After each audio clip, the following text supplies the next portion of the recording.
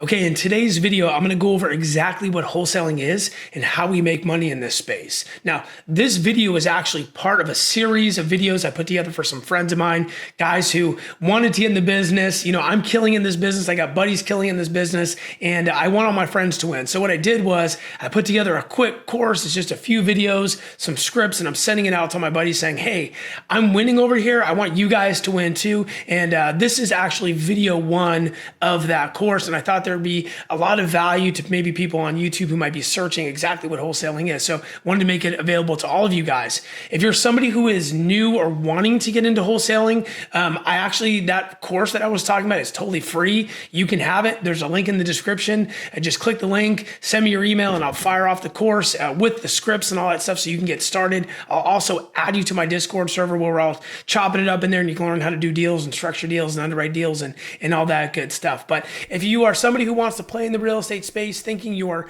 wanting to be in wholesaling and you find any value, I'd love a like on this video. A subscribe would be awesome. Show your boy some support. But outside of that, let's get into it.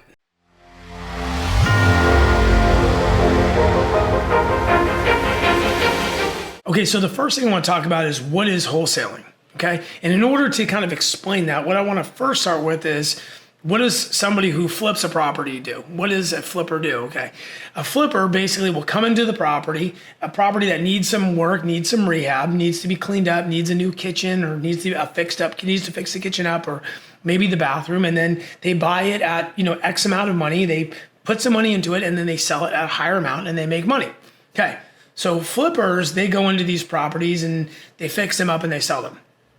So if I'm a guy who flips properties, maybe I'm in construction, this is what I do, I need to actually find the properties, right? So where do I find them? If I'm spending my time, putting new kitchens in properties and fixing bathrooms, how do I actually go and acquire the property? Well, generally speaking, I can go to a wholesaler to buy the property, okay?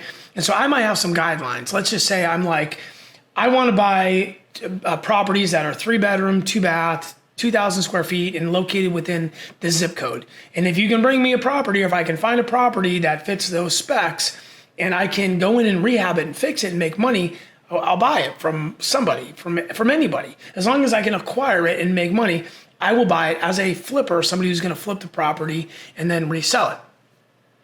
This is where the wholesaler comes into play, okay? As a wholesaler, what our job is to basically find the properties, right? So we're looking for people who are wanting to sell, who fit the specs of our buyer. Our buyers tell us, hey, this is what I'm willing to spend on a property like this. These are this is kind of what's called a buy box. This is my buy box, 3-bedroom, 2-bath.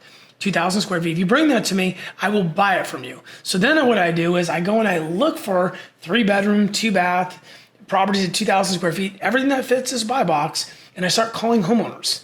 And I start saying, hey, are you wanting to sell your house? Are you wanting to sell your house? Are you wanting to sell your house? And when I find somebody who's wanting to sell their house and I can buy it cheap enough, I will buy it from them, and I don't pay anything. I basically say, I'm going to buy this from you at X amount, and we put that under contract. And I'll give you an example. Let's say I find a property that fits those specs and it's $100,000. So I go to the seller, the homeowner, and I'm like, okay, I'll pay you $100,000 for the house. We're going to write the contract. Don't worry about the money. If you're thinking about the money, just don't think about the money, okay? Just forget about the money for now. Yes, I'll buy this property for $100,000. It fits all my specs. I want it, okay, $100,000. Now I have the rights to buy this property. Technically, if I had $100,000 in my bank account, I could just buy it and I could just close on it. It'd be my property, okay? But I don't want to do that. I want to take this contract, this agreement that says I have the rights to buy this house, and I'm going to bring it to my flipper who gave me their box. And I'm going to tell them, see, you gave me all your specs. I found this property. It needs rehab. I bought it really cheap. You can fix it up. You can put X amount of money in it, and you can make X amount of money.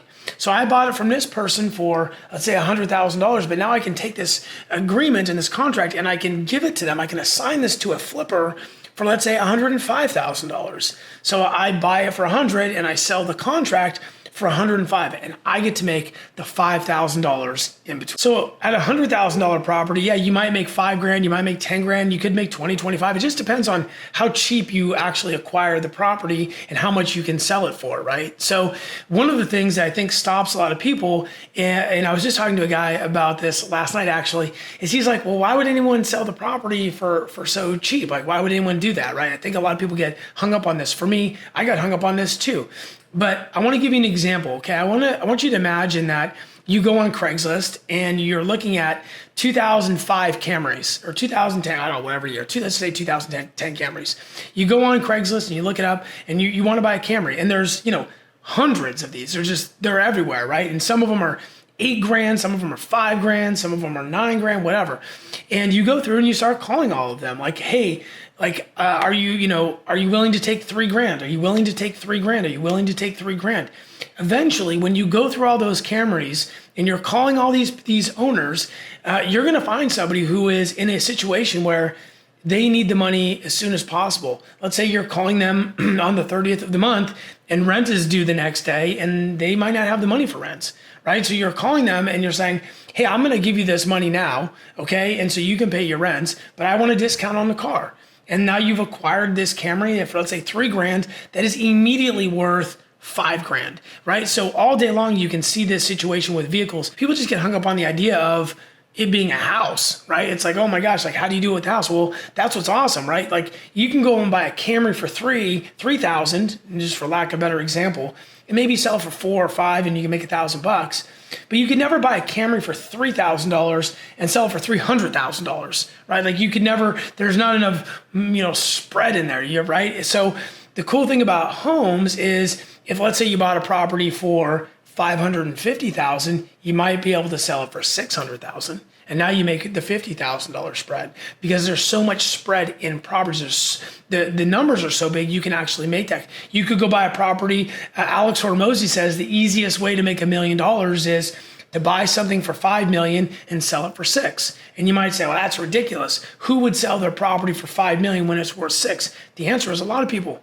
People who need to close and need the money now. There's a lot of people, right? So, and this happens day in and day out. When you see, I always tell people, when you see people driving around in, their phantom Rolls Royce and it's like, oh, that guy's in real estate, they're probably not a listing agent. They're probably somebody who plays in the wholesale space, maybe is a fix and flip person, and they're probably playing at a really high level, right? So if you can learn the basics with the lesser expensive properties and you can graduate up to the more expensive properties, you can build a bigger spread. A lot of wholesalers, they won't even wholesale a property for less than $25,000 to their pocket, right? So just to give you an idea, that's a margin. A lot of people play with this $25,000 per deal. So that's what wholesaling is.